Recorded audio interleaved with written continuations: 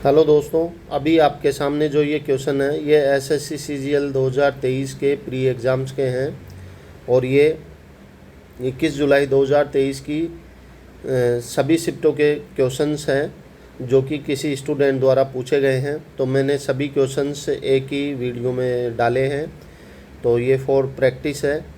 तो आप यहाँ पर सीख सकते हैं कि ये कैसे सोल्व होते हैं और ये लगभग सभी इन शिफ्ट्स के हार्ड क्वेश्चन हैं। तो वीडियो को एंड तक देखिए, आपको कई चीज़ें सीखने को मिलेगी। और ऐसे ही एसएससी सीजीएल 2025 की प्रिपरेशन के लिए आप मेरे चैनल के साथ बने रहिए। मैथमेटिक्स सोल्व करने के कई आसान तरीके आप यहाँ सीखने को देखेंगे और एसएससी सीजीएल की आपकी अच्छी प्रिपरेशन होगी मैथमेटिक्स की। तो जिन्होंने भी अभी तक चैनल सब्सक्राइब नहीं किया है वो चैनल सब्सक्राइब कीजिए, वीडियो को लाइक कीजिए। तो चलिए शुरू करते हैं कि हमारा क्वेश्चन है कि 1 plus sine theta upon 4 minus 4 sine theta minus 1 minus sine theta upon 4 plus 4 sine theta का मान क्या, मतलब इसको सिंप्लीफाई कैसे करेंगे। तो नीचे क्या करना है कि अगर अपन 4 कॉमन लेंगे तो नीचे यहाँ पर रह जाएगा 1 माइनस साइन थीटा। तो इसे लिखा जाएगा 1/4 into 1 plus sine t upon 1 minus sine t, क्योंकि 4 हमने कॉमन ले लिया। इसी प्रकार इधर भी 1/4 कॉमन आ जाएगा, तो ये रह जाएगा 1 minus sine t upon 1 plus sine t. इन दोनों में से भी 1/4 अपन बाहर कॉमन ले लेंगे। 1/4 अपन बाहर कॉमन ले लिए तो अंदर ये रह गया 1 plus sine t upon 1 minus sine t minus 1 minus sine t upon 1 plus sine t. और इसको भी जब एलसीएम से सोल्व करेंगे तो ये आ जाएगा 1 प्लस साइन टी का whole square minus 1 minus sine t का होल स्क्वायर। और इन दोनों को जब मल्टीप्लाई करेंगे तो ये हो जाएगा 1 माइनस साइन स्क्वायर टी। और इसे जब आप सोल्व करोगे तो आपको पता है इसमें इसका मान होगा 1 plus sine square t plus 2 sine t minus फिर अंदर होगा 1 plus sine square t minus 2 sine t. तो 1 प्लस साइन स्क्वायर टी आपस में कैंसिल हो जाएंगे, माइनस होके 0 हो जाएगा और 2 sine t plus 2 sine t होके हमारे पास में आंसर आएगा 4 साइन टी। तो बाद में हमारे पास में इक्वेशन बनेगी 1/4 into 4 sine t upon cos square t, क्योंकि 1 minus sine square t cos square t में चेंज हो जाएगा। 4 से 4 कैंसिल हो जाएगा। यहाँ क्या होगा, कोस स्क्वायर टी है, cos t into cos t, तो sine t upon cos t तो हो जाता है 10 टी।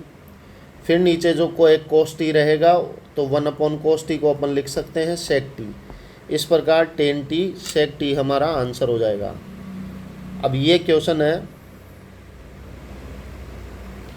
यदि एक अर्धगोलाकार कटोरे की भीतरी त्रिज्या 5 सेंटीमीटर है और इसकी मोटाई 0.25 सेंटीमीटर है तो कटोरे को बनाने में आवश्यक सामग्री का आयतन ज्ञात कीजिए। इसमें क्या होता है कि मान लीजिए ये कटोरी है, इसकी इनर रेडियस है 5 सेंटीमीटर और ये मामूली सा मोटा है, इसकी मोटाई है 0.25 सेंटीमीटर। तो बाहर वाला जो अप सर्कल बनेगा इसकी रेडियस हो जाएगी 5.25 सेंटीमीटर। तो ऐसे में जब किसी भी मेटल की मोटाई, किसी भी मोटाई का अगर कुछ भी पात्र बना हुआ है तो उसमें जो मेटल लगा हुआ है उस मेटल का आयतन ज्ञात करने के लिए क्या होता है, यहाँ पर अर्ध कटोरा है तो अर्धगोला हो गया, एक तरीके से अर्धगोला हो गया तो अर्धगोले का आयतन क्या होता है 2/3 into pi into r cube. लेकिन यहाँ पर हमें उस मेटल की मोटाई का आयतन ज्ञात करना है तो ये होता है बाहर वाले आयतन का क्यूब, मतलब 5.25 का क्यूब माइनस 5 का क्यूब। अब इसे आप सोल्व करने के लिए क्या करेंगे, 5.25 को अपन 21/4 क्यूब कर सकते हैं, 21/4 लिख सकते हैं। अब नीचे यहाँ पर 4 आया है इसीलिए अपन अब 5 को भी चेंज करेंगे तो यहाँ 20/4 कर लेंगे और इसका भी क्यूब है, ठीक है। अब इसे आगे सोल्व करेंगे तो क्या होता है, ये आ गया 2/3 इंटू 22/7 इंटू 21/4 का क्यूब क्या होगा 9261/64 माइनस ये हो जाएगा 8000/64। अंदर वाले का आंसर क्या आएगा हमारे पास में, यह आ गया हमारे पास में 44/21 इंटू ये हो जाएगा 1261/64। यहाँ 4 से डिवाइड होगा तो ये हो जाएगा 16। तो ये आ गया हमारे पास में।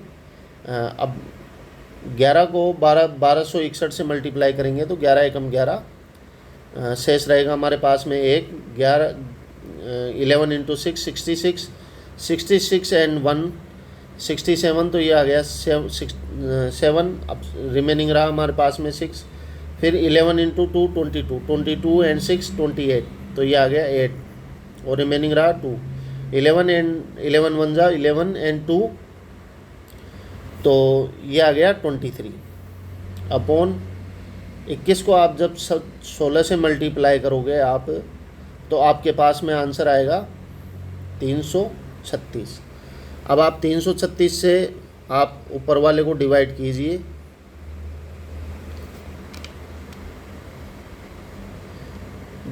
तेईस 871 में जब आप 336 से भाग दोगे तो आप 336 से भाग देने के लिए क्या करोगे, यहाँ पर 11 1 जा 11, ये होगा 13 होगा, सॉरी।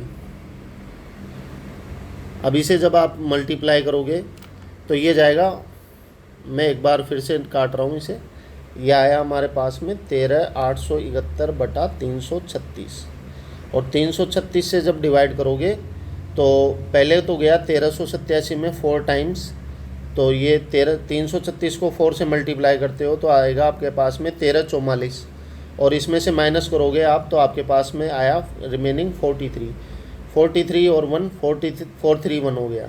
अब इसमें 1 टाइम जाएगा, इसमें से 336 माइनस करोगे आप तो आपके पास में आंसर आ जाएगा 95। अब 95 में पॉइंट लगाया आपने तो फिर 0 लगाओगे, आप 0 लगाओगे तो ये जाएगा 2 टाइम्स जाएगा 6 7 2 टाइम्स, और जब 6 7 2 टाइम्स गया तो अब आपके पास में आंसर रहेगा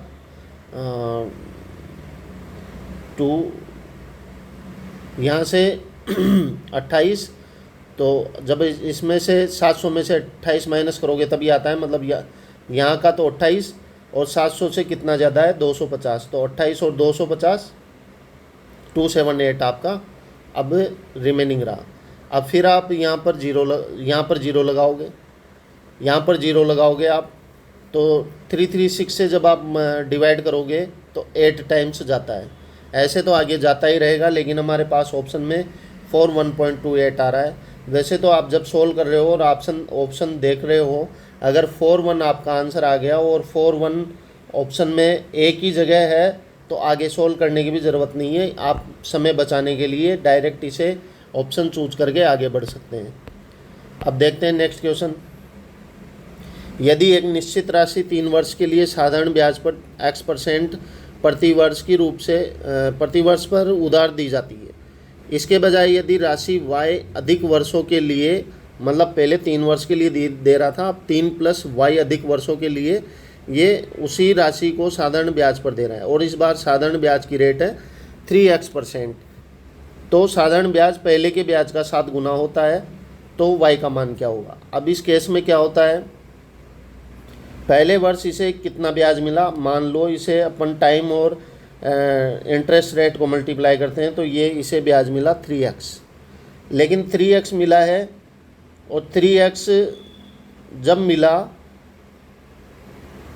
और इसे जब अपन y अधिक वर्षों के लिए देते हैं और 3x% से देते हैं तब क्या होता है, 3x तो मिला है इस जगह, और इस जगह कितना मिलेगा इसे, ये अब दे रहा है, ये टाइम कितना है अब 3 + y, और इसके इंटरेस्ट रेट क्या है 3x, और पहले कितना मिला था 3x, तो जब इसे माइनस करेंगे अपन तभी तो ये 7 टाइम्स आएगा।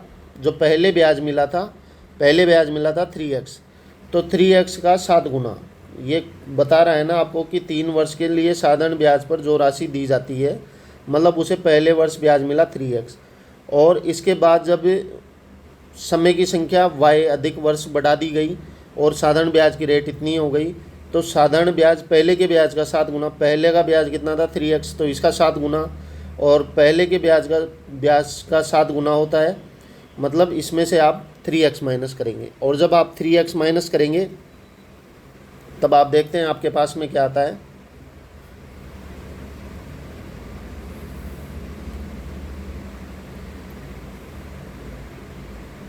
इसे जब आप सोल्व करेंगे तो आपके पास में आएगा 9x plus 3xy minus 3x is equal to 21x। इसमें से क्या होना है, यहाँ पर रहेगा ये 6x, और 6x उस साइड जाके माइनस हो जाएगा तो यहाँ पर हो जाएगा 15x। तो हमारे पास में 3xy की वैल्यू कितनी आ जाएगी 15x, और 15x तो y का मान कितना आ जाएगा 5, और यही हमारा आंसर होगा। अब देखते हैं नेक्स्ट क्वेश्चन। ये जो सोल्व मैंने अभी आपको कराया ये शायद गलत हो सकता है, शायद क्या ये गलत भी है लैंग्वेज के अनुसार। इसमें है कि ये साधारण ब्याज पहले के ब्याज का 7 गुना होता, मतलब अभी इसे ब्याज मिल रहा है 3 + y टाइम के लिए 3x की रेट से इतना, और पहले ब्याज मिला था 3x, और पहले के ब्याज का ये 7 गुना है, तो ये इक्वेशन इस प्रकार बनेगी। और इस प्रकार बनेगी तो आप देखोगे कि 3x से 3x कैंसिल हो जाएंगे, और 3 + y की वैल्यू आएगी हमारे पास में 7, और यहाँ से y का मान आएगा 4। तो अभी जो मैंने आपको सोल्व कराया है इससे जस्ट पहले, तो ये क्वेश्चन वैसे सोल्व नहीं होगा, यहाँ पर y की वैल्यू 4 आएगी। अब देखते हैं नेक्स्ट क्वेश्चन कि कोस एल्फा अपॉन साइन बीटा की वैल्यू है 10। तो कोस एल्फा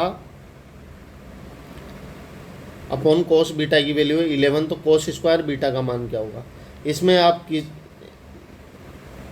कोस एल्फा अपॉन साइन बीटा को अपन इससे डिवाइड करेंगे तो क्या होगा, तो ये हो गया cos alpha upon sine beta upon cos alpha upon cos beta is equal to 10/11।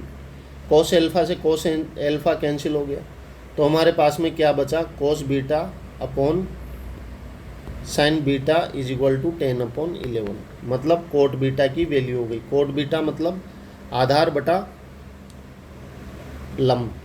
अब आधार हमारे पास में 10 है, लंब इतना है, तो कर्ण हो जाएगा √221। अब कोस स्क्वायर बीटा पूछा गया है, तो कोस बीटा क्या होगा, कोस होगा आधार बटा कर्ण, और स्क्वायर में है तो इसका भी स्क्वायर हो जाएगा, तो ये हो जाएगा स्क्वायर, और इसका भी स्क्वायर हो जाएगा, तो ये हो जाएगा 21। तो 100/221 हमारा आंसर हो जाएगा।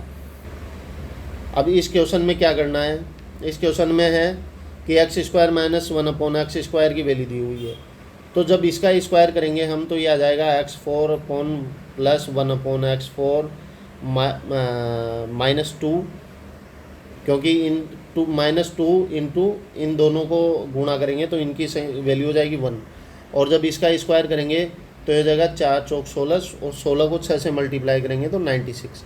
ये 2 इधर जाके ऐड हो जाएगा, तो x⁴ + 1/x⁴ हमारे पास में आ जाएगी 98। फिर यहाँ भी अपन 2 ऐड करेंगे, यहाँ भी 2 ऐड करेंगे, यहाँ 100 हो जाएगा, और ये वाली इक्वेशन होगी x² + 1/x² का whole square is equal to 100। तो यहाँ से हमारे पास में x² + 1/x² की वैल्यू आ गई 10। अब हमें क्या निकालना है, ये इसका फॉर्मूला क्या होता है, x² + 1/x² अपने पास में आया है, तो अपन यहाँ से अगर 2 ऐड कर देंगे तो ये x + 1/x का फॉर्मूला हो जाएगा। लेकिन हमें यहाँ पर इस फॉर्मूले के अकॉर्डिंग x - 1/x निकालना है, तो हम यहाँ पर +2 ना करके हम यहाँ से करेंगे माइनस, तो ये हो जाएगा x - 1/x का होल स्क्वायर, और ये हो जाएगा 8। तो यहाँ से हमारे पास में x - 1/x की वैल्यू आ गई 2√2।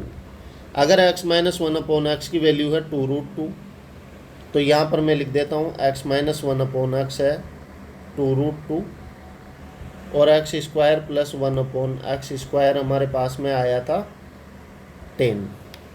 X minus x cube minus 1/x³ का फॉर्मूला क्या होगा, x minus 1/x into x square plus 1/x² plus x³ x into 1/x, तो ये हो जाएगा 1।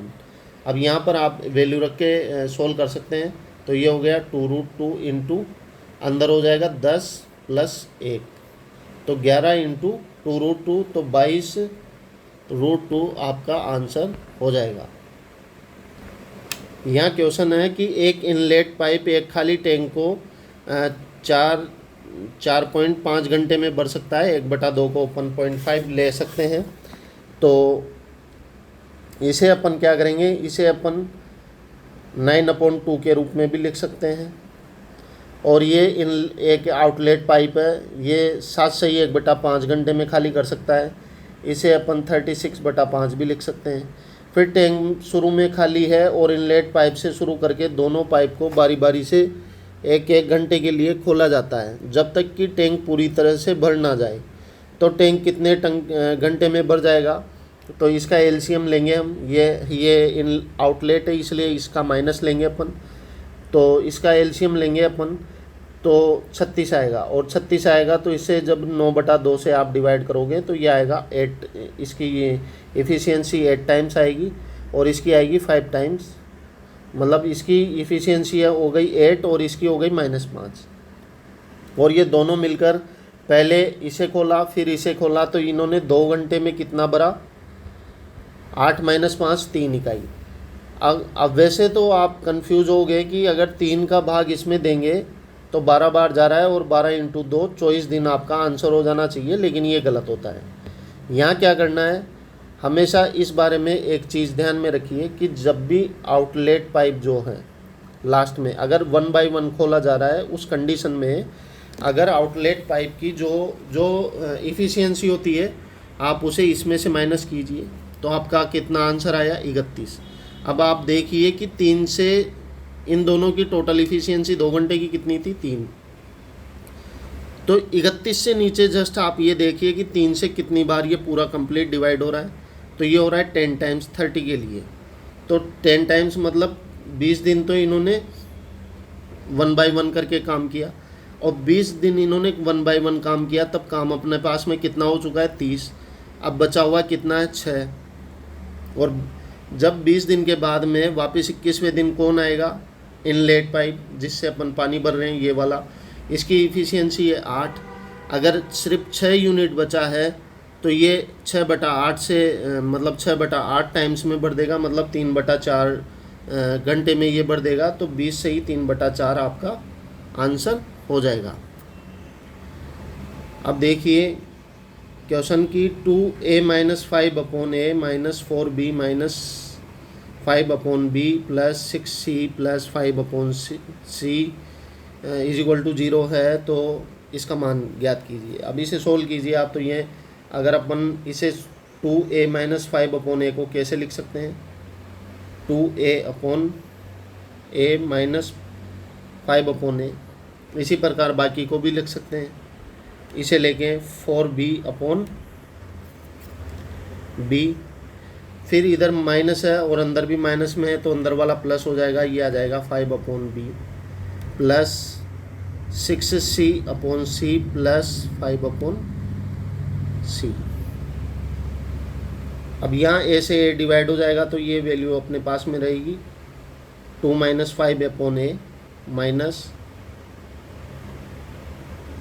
4 plus 5/b plus 6 plus 5/c, और इन सब के इक्वल था 0। अब अपन क्या करेंगे, इन संख्याओं को यहीं सोल्व कर लेंगे, तो ये हो जाएगा 2 - 4 - 2 एंड -2 एंड +6 +4। तो इस साइड तो रह जाएगा हमारे पास में 4, और ये सारे इस साइड लेके जाएंगे अपन, तो ये हो जाएगा 5/a, माइनस का है इस साइड आया तो 5/a प्लस में हो गया, और ये प्लस में है तो ये हो जाएगा -5/b फिर ये भी प्लस में है तो इधर आके हो जाएगा माइनस में 5/c। और यहाँ से आप 5 कॉमन ले लोगे तो 1/a minus 1/b by minus 1/c की वैल्यू आ जाएगी 4/5, और 4/5 आपका ऑप्शन ए है। अब लास्ट क्वेश्चन, इस क्वेश्चन में है कि सेक ए प्लस टेन ए की वैल्यू 3 है। ऐसा जब भी दिया हुआ हो, अगर सेक ए प्लस टेन ए की वैल्यू जो भी हो तो सेक ए माइनस टेन ए की वैल्यू उससे इन्वर्स हो जाएगी। तो सेक ए माइनस टेन ए की वैल्यू आपके पास में आ गई 1/3, और इसको जब आप ऐड करोगे तो 2 सेक ए की वैल्यू आ जाएगी 3 + 1/3 इज इक्वल टू 10/3। तो सेक ए की वैल्यू कितनी आ गई आपके पास में 5/3। तो कोस ए की वैल्यू कितनी हो जाएगी 3/5। ऑप्शन बी आपका आंसर होगा। तो ये क्वेश्चन यहीं समाप्त होते हैं। उम्मीद है आप सभी को क्वेश्चन समझ में आए होंगे। तो इसी के साथ आप चैनल के साथ बने रहिए और फिर मिलते हैं नेक्स्ट क्वेश्चंस के साथ। तब तक के लिए